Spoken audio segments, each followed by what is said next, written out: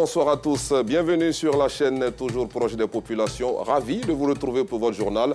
Voici les titres de ce dimanche 5 novembre 2023. Le dossier de la rédaction de RTI2 s'intéresse ce soir au pouvoir de l'encens, reconnu pour ses vertus apaisantes. Une fumée précieuse dont les formes et les usages divergent selon les civilisations.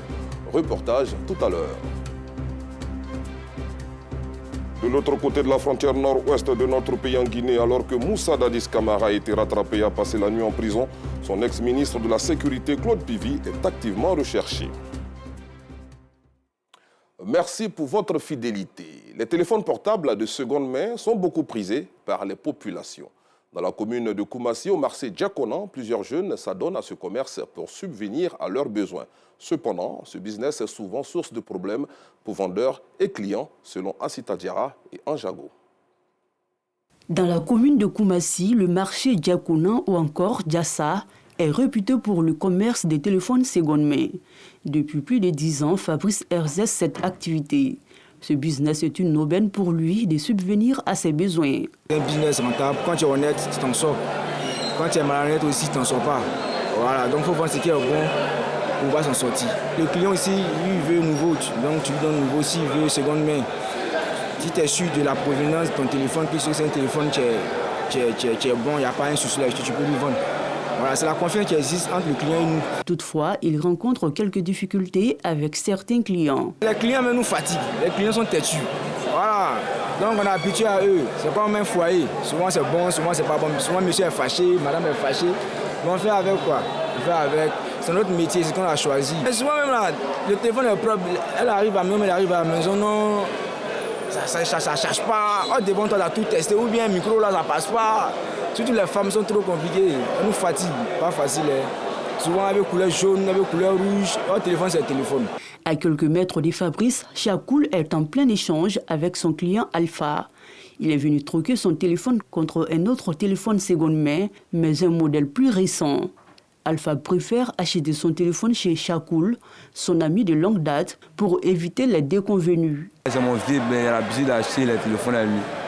Donc il m'arrange, donc là, on va rester ensemble toujours. Il ne m'a jamais vendu un téléphone qui a problème aussi à aller bien me répondre. Non. C'est mon petit téléphone à moi, tous ces mouvements, mouvements à moi. On fait trop, en fait, nous on fait tout quoi.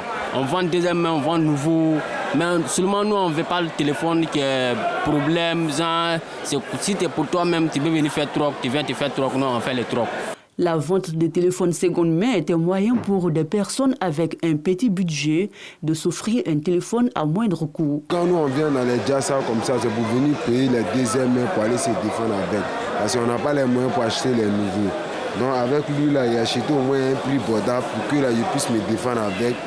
À la longue, s'il y a eu un prix encore, il peut venir truquer encore avec lui. Il a vendu un prix abordable, c'est pourquoi il a pris le téléphone. S'il avait Siri, ou s'il avait fait sa chaîne, elle n'a pas acheté. Il a fait un prix abordable.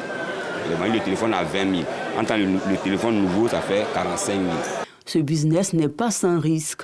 Clients comme vendeurs rencontrent souvent d'énormes problèmes, surtout quand il s'agit des téléphones volés. Bon, souvent, d'autres aussi viennent, par contre, ne nous disent pas la vérité. Ils viennent avec des téléphones qu'ils ont ramassés, ils disent que c'est pour eux. Ils viennent faire troc avec nous. On échange le téléphone avec eux, puis à la dernière minute, quand on vend à nos gars, on a des problèmes. D'autres aussi, par contre, ils savent que les téléphones ne chargent pas. Les téléphones ont beaucoup de télé. Puis le problème, ça s'éteint dans 1 heure du temps, ça peut s'éteindre dans 30 minutes. Ils viennent rapidement, ils chargent le téléphone, puis ils viennent faire troc avec nous. C'est après son départ que nous constatons que non, vraiment, le téléphone n'est pas bon. Ou soit nous, si on prend, sans s'en rendre compte, on vend à notre client. Le client peut revenir demain pour dire, ah, le téléphone que tu m'as donné un faux téléphone. Souvent, les téléphones sont avec nous, on teste, tout ça passe, il n'y a pas de problème. Mais dès qu'un client achète, après, il vient en rembas, tu vois. Mais on gère, de toutes les façons, on gère. On trouve un autre téléphone, on lui donne. Souvent, les clients, ils se font passer comme si c'était leur propre téléphone, pourtant ils ont volé ou bien ils ont ramassé. Tu vois, ils ne nous disent pas la vérité, ils nous disent que non, ça les appartient. Bon, on prend le risque, on paye. Souvent, quand on vend à notre client, ils se font tracer souvent par la police et puis ils viennent vers nous. Tant que certaines personnes à faible revenu voudront posséder des téléphones de luxe à des prix bas, malgré les risques auxquels elles sont exposées, la vente de téléphones seconde main a encore de beaux jours devant elle. Direction à présent le sud-ouest de la Côte d'Ivoire pour parler foncier rural. Le district autonome de Sassandra-Maraoué a initié en octobre 2023 une tournée de sensibilisation à l'application des textes relatifs au foncier rural pour prévenir les conflits fonciers. Plusieurs localités ont été visitées. Le point avec Jean-Marc Djadji. Prévenir les conflits fonciers, c'est l'objectif principal de cette tournée de vulgarisation des textes relatifs au foncier rural. Initié par le district autonome du Sassandra-Maraoué, entamé le 10 octobre 2023 dans les 41 sous-préfectures. Gonaté, Pakwabo, Boguedia, Bazranatis, Kanzra, Guessabo, Zagueta, Kononfla et Mamingui. Tous ces chefs-lieux de sous-préfecture ont été visités par les émissaires du ministre-gouverneur Mathieu Babo-Daré, accompagné par les représentants de l'agence foncière rurale AFOR, l'Agence nationale d'appui au développement rural ANADER, le corps préfectoral et les chefs centraux des sous-préfectures. Nous nous donnons l'occasion de dire que nous sommes sur la bonne voie. Il faut que nous comprenions qu'il faut qu'on sécurise la terre pour que nous puissions vivre ensemble avec nos populations qui ont fait l'amitié de vivre avec nous. L'objectif, nous devons donc faire en sorte que nous passions du droit d'usage qui est le droit coutumier au droit de propriété.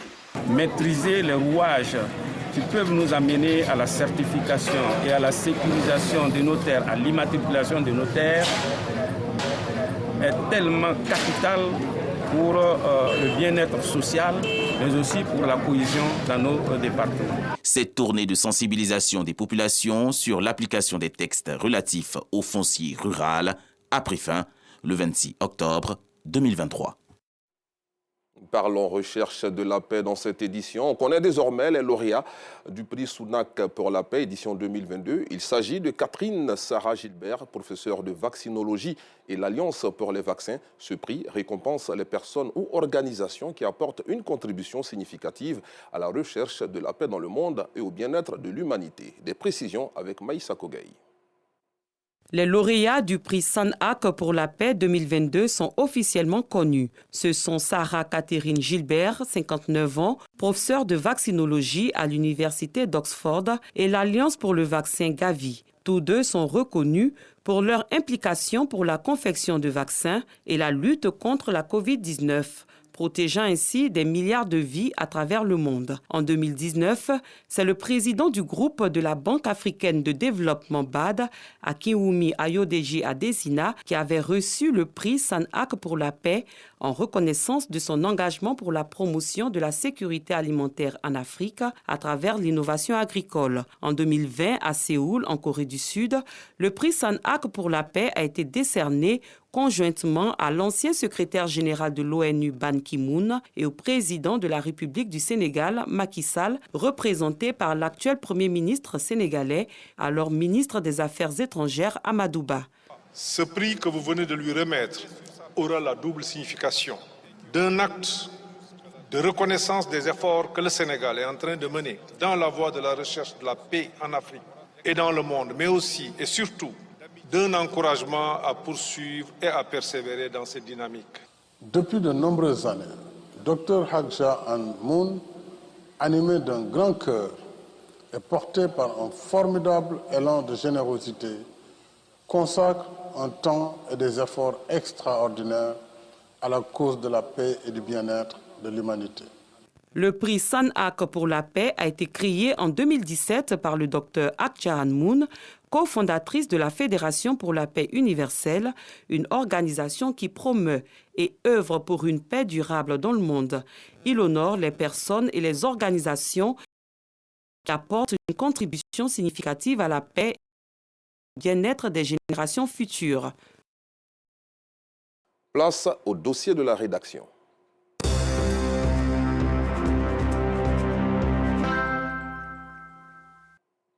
Une rubrique pleine de senteurs agréables, vu qu'elle s'intéresse au pouvoir magique de l'encens, un parfum, fruit du mariage du feu et de la résine qui continue à alimenter les conversations des férus profanes. Nos reporters Farida Sissé et Clément Boko nous plongent à présent au cœur d'un rituel dont l'adoption serait la panacée pour une vie équilibrée. Rue des Jardins, commune de Cocody. Fatima Diouf, la trentaine, est femme d'affaires et propriétaire de plusieurs enseignes de vente d'encens, de senteurs et de parfums. Ce jour, elle livre les secrets de la fabrication de l'encens, les possibilités d'utilisation et son effet au quotidien. Pendant les temps anciens, les gens les utilisaient pendant leur moment de prière. Nous avons plusieurs types d'encens en boutique, mais on va vous présenter le Guéni sur lequel nous allons faire un petit focus, vu que au-delà de l'utiliser comme de l'encens, il peut s'utiliser également en tisane, pour l'hygiène buccale. Franchement, c'est un truc qui est complet, le Guéni. Donc vous faites bouillir pendant 15 minutes dans 1,5 litre d'eau. Vous pouvez prendre peut-être 4 ou 5 graines. Et puis, voilà, vous laissez refroidir. Une fois que c'est froid, vous pouvez boire. Ça permet vraiment de purifier l'appareil génital de la femme et aussi l'appareil digestif. Et on peut l'associer aussi aux racines de vétiver, plus communément appelées gongoli. Voilà, c'est sur ce nom-là que tout le monde connaît. Ce sont des racines aussi qui sont utilisées pour faire des encens. Aussi existe-t-il différents types d'encens et les vertus de cette résine aromatique sont multiples, au dire de Fatima. Nous avons plusieurs encens et il faut savoir aussi que tout ce qui est oliban, vétiver, gowé ou guéni, ça dépend de l'appellation dans les différents pays. Tout ça font partie de la grande famille des encens. Vous avez des compositions où il y a tout ça à l'intérieur. En encens, ça a des propriétés purificatrices. À l'instar de Fatima, Awa Koulibaly commercialise l'encens depuis des années.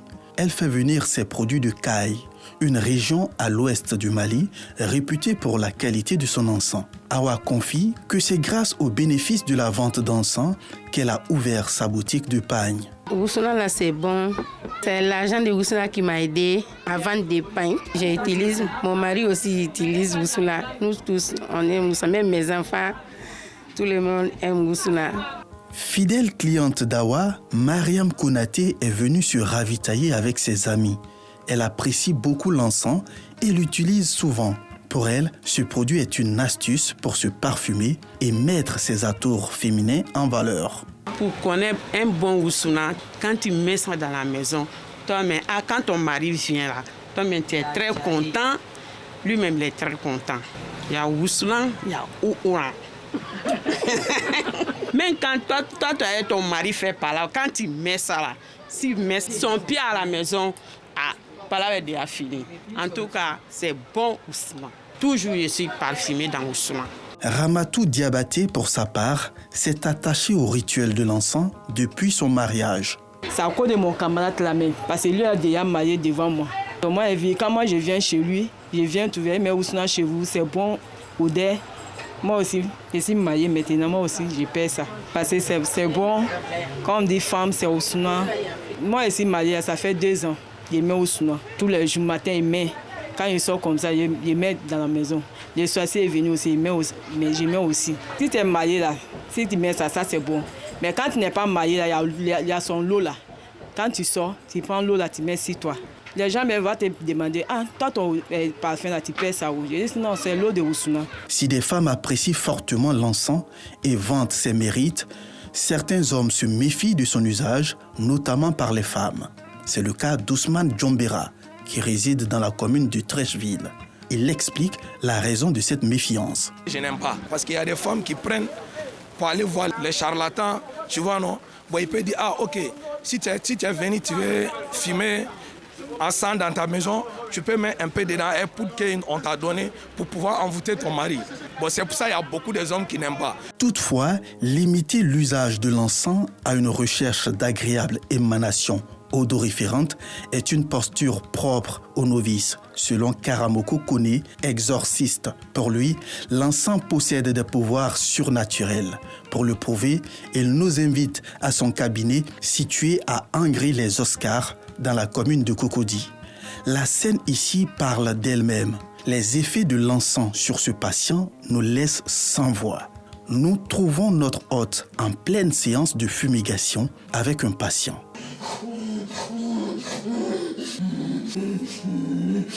L'effet de surprise passé, l'exorciste thérapeute nous en dit plus sur la spécificité des types d'encens utilisés dans son cabinet. L'encens pour nous est un complément très important dans la rokia. Les djinns sont faits d'énergie, l'encens et de l'énergie. L'encens, c'est un ensemble de racines et de plantes traditionnelles qu'on associe en ajoutant du parfum. Lorsque le djinn commence à faire du mal ou le djinn devient mécréant, automatiquement, il devient une énergie négative. Quand on cornixe l'encens à un degré supérieur, cette énergie, lorsqu'elle est brûlée et qu'elle rencontre l'énergie négative, automatiquement le djinn ne peut plus rester là. Il est obligé de fuir. On prescrit l'encens aux patients pour qu'ils utilisent pour chasser toutes sortes de mauvais esprits. Adissa Tapé, venu rendre une visite de courtoisie à Karamoko Kone, affirme que les types d'encens utilisés dans le cabinet de l'exorciste sont purificateurs. Elle partage son histoire. J'ai eu beaucoup de difficultés dans ma vie professionnelle.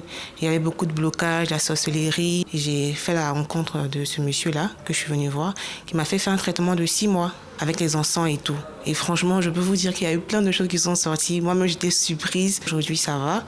Et tout ce qui est comme blocage dans ma vie commence à s'améliorer grâce à Dieu. Et en tout cas, j'ai eu beaucoup d'ouverture. En soins de fumigation à notre arrivée, ce patient âgé d'une vingtaine d'années reprend ses esprits.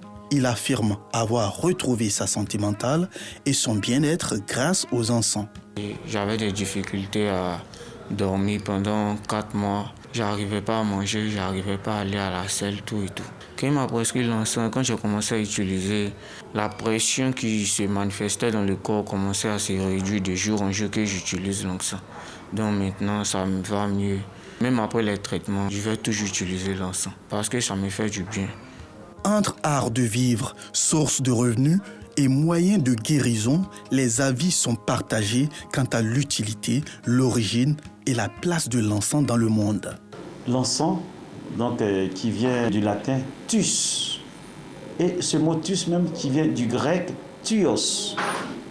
Thuos qui signifie parfum et victime. On le voit clairement dans le psaume 140, verset 2, également dans le livre de l'Apocalypse, chapitre 8, verset 3. Et l'encens nous met en présence du sacré et en présence de Dieu. Dans l'Église catholique, l'encens est un geste d'adoration, de vénération et surtout un geste, un acte de purification. L'encens s'utilise d'abord lors de la célébration eucharistique, lors de la messe. L'encens ouvre la procession. Ensuite, l'encens est utilisé lors de la proclamation de l'Évangile. On utilise l'encens comme signe de vénération, signe de respect par rapport à cette bonne nouvelle qui est Jésus lui-même. Concernant l'encens, tout ce que l'islam demande, c'est avoir une bonne odeur. C'est au même pied d'égalité que les parfums. Sinon, c'est pas pour dire qu'en utilisant l'encens, alors sur le plan spiritualité, ça va exalter, faire exaucer ce que le zikr que tu es en train de faire. Ça n'a rien à voir avec ça. Alors c'est un comportement islamique, purement islamique, recommandé par le prophète Mohammed sallallahu alayhi wa sallam, qui est très à cheval sur les règles de l'hygiène et de la bonne odeur. L'encens fait désormais partie des habitudes de vie d'une frange de la population. Les uns pour parfumer leur corps, vêtements et environnement, les autres pour chasser les mauvais esprits. Mais quel est l'effet de l'encens sur la santé?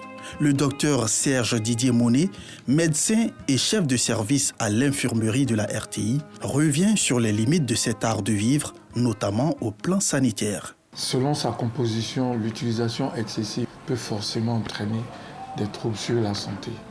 On dit toujours que l'abus est dangereux pour la santé. Donc il est question de quel type d'encens, sa composition et comment c'est utilisé. Ne pas l'utiliser de façon très concentrée dans un espace tout petit pendant un temps trop long. L'encens peut entraîner le risque d'augmenter la survenue des crises d'asthme. Donc il ne serait pas conseillé pour un asthmatique, pour quelqu'un qui a des problèmes pulmonaires, d'utiliser l'encens de façon abusive. L'utilisation de l'encens, appelé tiourai en langue wolof et ousounan en malinké, remonte à des temps immémoriaux. L'encens viendrait d'Égypte, où des arbres odorants importés d'Arabie étaient utilisés lors de cérémonies religieuses. Depuis l'Antiquité, il est considéré comme indispensable pour les cultes rendus aux dieux. Outre les pouvoirs spirituels qu'on lui prête ou non, l'encens, de par son usage, reste un art de vivre et garantit un intérieur coquet et parfumé. Comme constaté, bien, cette précieuse fumée occupe une place importante dans de nombreuses cultures. À l'international, comme annoncé en titre en Guinée, après un réveil agité, l'attaque de la maison centrale, le calme est revenu à Conakry ce matin. Et alors que Moussa Dadis Camara et 2 de ses co-détenus ont été rattrapés et ont passé la nuit en prison, la traque du colonel Claude Pivy, dernier fugitif, se poursuit. L'ex-ministre guinéen de la Sécurité, toujours en cavale, aurait été localisé selon des médias locaux. Fin de cette édition, merci de l'avoir suivi. Soyez aussi heureux que cela est possible. Bonne soirée sur RTI2.